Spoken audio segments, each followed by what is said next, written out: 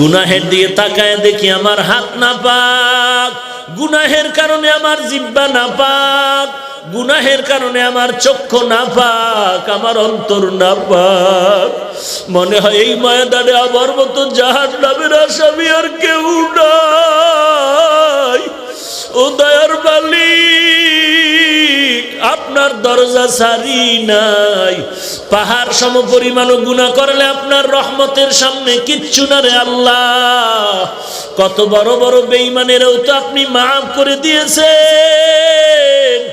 আমরা তো আপনার আদরের নবীর উম্মত, আমাদের কি আপনি ক্ষমা করবেন না? আয় আল্লাহ, যদি আমাদের গুনাহগার বলিয়া তাড়ায় দেন, আমরা কোথায় যাব? যাওয়ার তো আর জায়গা নাই। ও আল্লাহ, তাকে দেখেন কত উলামায়ে কিরামরা হাজির, কত সাদা দাড়িওয়ালারা হাজির, কত হাজি সাহেবরা হাত তুলেছে। আয় আল্লাহ, কত ছাত্র ভাইরা হাত তুলেছে। আমার কলিজার টুকরা কত যুবকেরা হাত তুলেছে। ডানে বামে তাকায় দেখি অন্ধকার, কেউ নাই, আপনি ছাড়া আমার আপন কেউ নাই।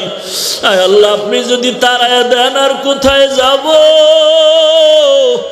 একজন বান্দাকেও খালি ফিরাইয়া দিয়েন না রে আল্লাহ।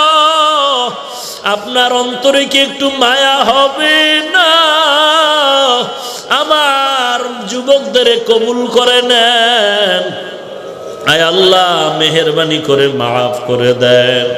সকলেরই দরজা হইতে ফিরিয়া